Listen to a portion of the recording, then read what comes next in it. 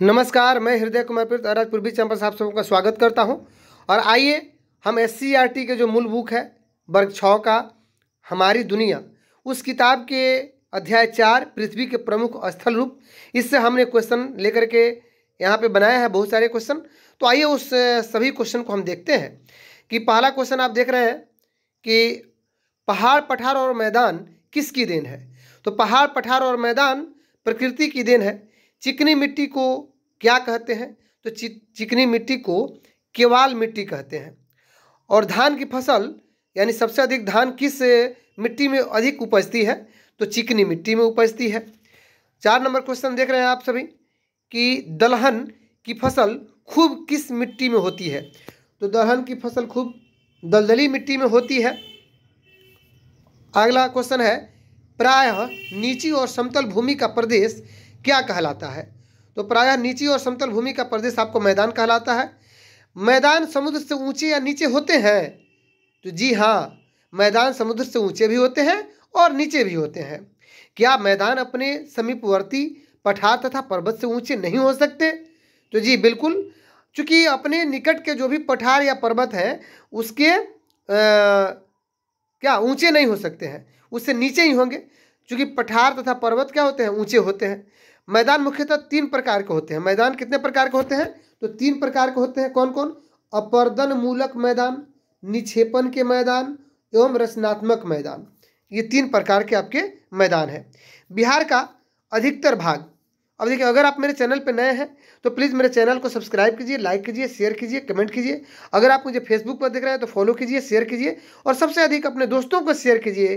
कारण कि ये जो मेरा कंटेंट है यह मूल कंटेंट है, ओरिजिनल कंटेंट है, यह कहीं से कॉपी पेस्ट नहीं है। तो प्लीज़ मेरे चैनल को सब्सक्राइब तो जरूर कीजिए, चूँकि इस तरह का आपको कंटेंट पुनः मिलता रहे और मिलेगा, जरूर मिलेगा।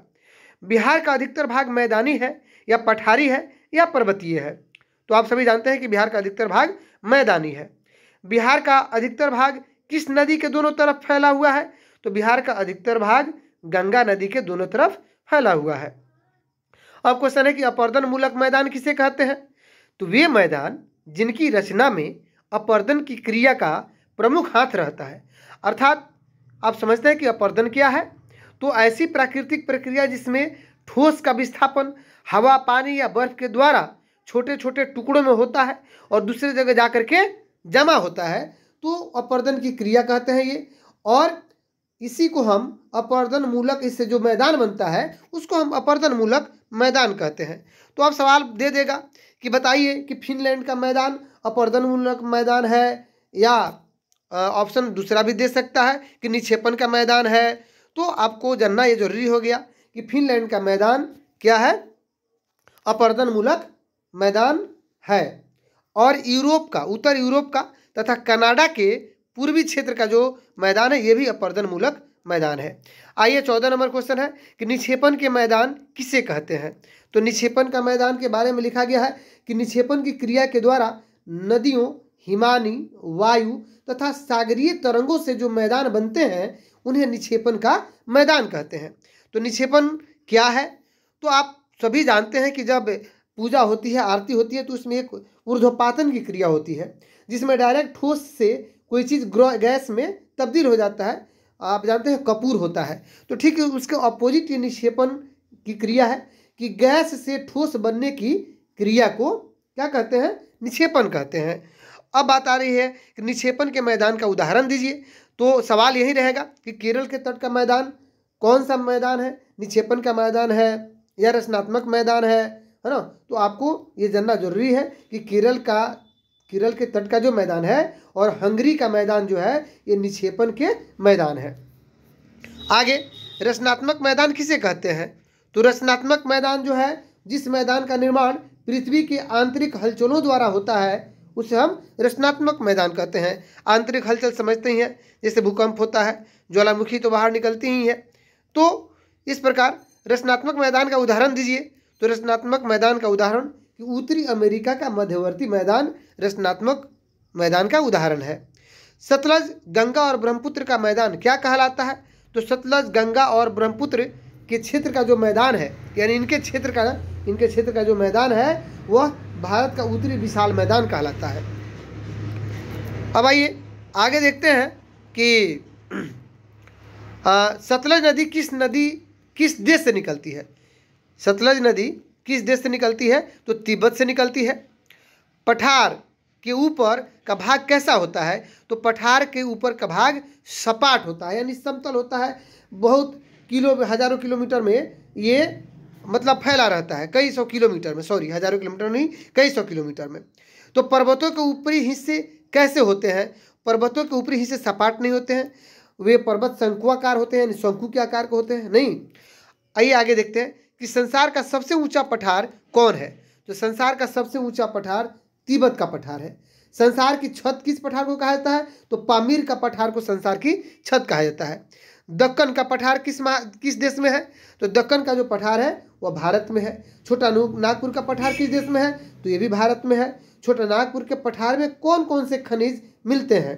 तो याद करने की जरूरत है कि माइका, बक्साइट, तांबा, चूना पत्थर, कोयला, लौह अयस्क, है ना, ये मिलते हैं आपको छोटा नागपुर के पठार में।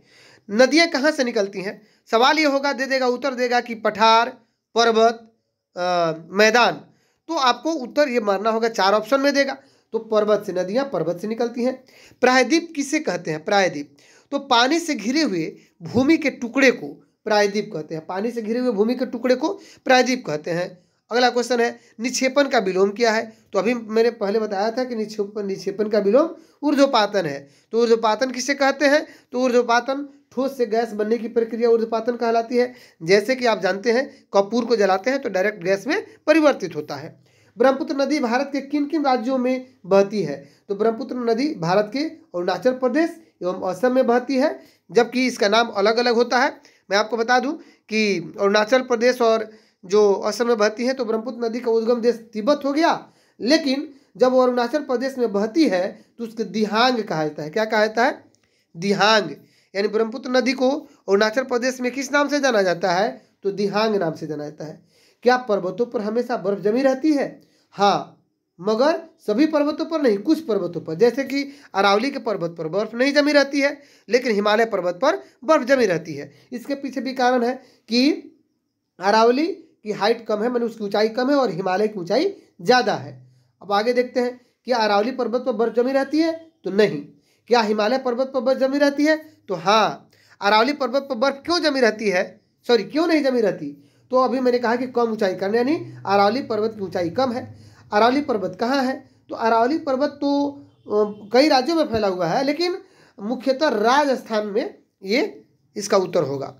कहाँ खेती करने के लिए किसानों को सीढ़ीदार खेत बनाने पड़ते हैं? तो आप जानते हैं, पर्वतों पर खेती करने के लिए सीढ़ीदार खेत बनाने पड़ते हैं। पर्वत के ऊपर चढ़ने को क्या कहते हैं? तो देखिए, पर्वत के ऊपर चढ़ने को हम पर्वतारोहण कहते हैं। एक खेल जिसको स्कीइंग कहते हैं। तो स्कीइंग क्या है, पर्वतारोहण क्या है? तो एक खेल है। कौन सा खेल है? तो स्कीइंग उसको कहते हैं। तो एक और चीज़ है कि जो स्कीइंग होता है वो बर्फ पे भी होता है ना। तो स्कीइंग कहाँ की जाती है? तो पहाड़ जहाँ बर्फ जमी रहती है। पर्वतारोहण भी खेल है और स्कीइंग भी खेल है। तो जहाँ बर्फ जमी रहती है वहीं स्कीइंग की जाती है। अगला क्वेश्चन है कि स्कीइंग का आनंद भारत में लोग कहाँ लेते हैं? तो शिमला और कश्मीर में। आप सभी जानते हैं कि शिमला और कश्मीर में बर्फ जमी रहती है। पर्वत कितने प्रकार के होते हैं? तो पर्वत 3 प्रकार के होते हैं। कौन कौन? वलित पर्वत, भ्रंशोत्थ पर्वत और ज्वालामुखी पर्वत। ये जरूरी है याद करना कि पर्वत 3 प्रकार के हैं। कौन कौन? तो वलित पर्वत, भ्रंशोत्थ पर्वत एवं ज्वालामुखी पर्वत। वलित पर्वत कैसी होती है? तो इनकी सतह उबड़ खाबड़ एवं शिखर शंकु के आकार की होती है। अभी मैंने बताया था कि पर्वत का जो शिखर होता है शंकु के आकार के होते हैं। तो चलिए, वलित पर्वत का उदाहरण दीजिए। यानी आ जाएगा कि हिमालय पर्वत वलित पर्वत है, कि ज्वालामुखी पर्वत है, कि भ्रंशोत्थ पर्वत है। तो हमें बताना होगा कि हिमालय जो है वलित पर्वत है। एंडीज पर्वत क्या है? वो भी वलित पर्वत है। एंडीज पर्वत कहाँ है? तो दक्षिण अमेरिका में। एंडीज पर्वत कहाँ है? तो दक्षिण अमेरिका में है। भ्रंशोत्थ पर्वत किसे कहते हैं? अगर आप 51 नंबर क्वेश्चन है कि भ्रंशोत्थ पर्वत किसे कहते हैं? तो पृथ्वी की आंतरिक हलचलों के कारण पृथ्वी पर दरारें पड़ जाती हैं। दरार यानी जैसे दरार बीच पड़ गई और ये जो बीच का जो भाग है जो ऊपर उठ जाता है, जिसके चलते वहाँ पे जो पर्वत बनते हैं उसे हम भ्रंशोत्थ पर्वत कहते हैं। तो भ्रंशोत्त पर्वत का उदाहरण दीजिए। तो भारत का सतपुड़ा पर्वत जो है वो भ्रंशोत्त पर्वत का उदाहरण है। अब आता है क्वेश्चन 53 नंबर है कि ज्वालामुखी पर्वत किसे कहते हैं। तो ज्वालामुखी से निकलने वाले लावा जो होते हैं या अन्य पदार्थों के ठंडा होकर जम जाने से, यानी ज्वालामुखी से निकले लावा या अन्य पदार्थों के ठंडा होकर जम जाने से जिन पर्वतों का निर्माण होता है उसे ज्वालामुखी पर्वत कहते हैं। ज्वालामुखी पर्वत का उदाहरण, तो क्वेश्चन यही रहेगा कि इटली का विसुवियस पर्वत कौन सा पर्वत है, भ्रंशोत्त है, ज्वालामुखी है ना, या आपको वलित पर्वत है। तो देना पड़ेगा कि ज्वालामुखी इटली का विसुवियस पर्वत ज्वालामुखी पर्वत का उदाहरण है। पहाड़ी किसे कहते हैं। तो कम ऊंचाई के पर्वत को पहाड़ी कहते हैं। अवशिष्ट पर्वत किसे कहते हैं। तो अगर आप मेरे चैनल पर नए हैं तो प्लीज़ मेरे चैनल को सब्सक्राइब जरूर कीजिए और बेल आइकन जरूर दबाइए ताकि इसका नोटिफिकेशन आपको मिलता रहे। सबसे अधिक अपने दोस्तों को भी शेयर कीजिए, सिर्फ आप ही मत दिखिए ताकि वे सब भी लाभान्वित हो। आप अन्य ग्रुप में, व्हाट्सएप ग्रुप में भी शेयर कीजिए इसे। अब आइए देखते हैं कि अवशिष्ट पर्वत किसे कहते हैं। तो वलित पर्वतों की अत्यंत प्राचीन होने से अपर्दन के कारण ऊंचाई कम हो जाती है जिसे अवशिष्ट पर्वत कहते हैं। तो अरावली का पर्वत भी अवशिष्ट पर्वत की श्रेणी में आएगा क्योंकि उसकी भी ऊंचाई कम हो चुकी है। यहाँ क्वेश्चन है कि अवशिष्ट पर्वत का उदाहरण दीजिए। तो अरावली का पर्वत यानी अरावली पहाड़ी भी कहते हैं। बिहार में सोन नदी किस क्षेत्र से होकर गुजरती है। तो बिहार में सोन नदी मैदानी क्षेत्र से होकर गुजरती है। अगला क्वेश्चन है कि वाल्मीकि नगर बिहार के किस क्षेत्र में अवस्थित है। तो चूंकि वाल्मीकि नगर बिहार के उत्तरी क्षेत्र में अवस्थित है, यानी चंपारण जो है, पूर्वी चंपारण, पश्चिमी चंपारण, यह बिहार के उत्तरी क्षेत्र में है। तो वाल्मीकि नगर भी उत्तरी क्षेत्र में है। पहाड़ों की लंबी श्रृंखला को क्या कहते हैं। तो पहाड़ों की लंबी श्रृंखला को पर्वत श्रेणी कहते हैं। अगला क्वेश्चन है क्या दक्कन का पठार प्राचीन पठार है। तो जी हाँ, दक्कन का पठार प्राचीन पठार है। तो अगर आप मेरे चैनल पर नए हैं तो प्लीज़ मेरे चैनल को सब्सक्राइब कीजिए, लाइक कीजिए, शेयर कीजिए, कमेंट कीजिए। मिलते हैं नेक्स्ट वीडियो में, तब तक के लिए थैंक यू।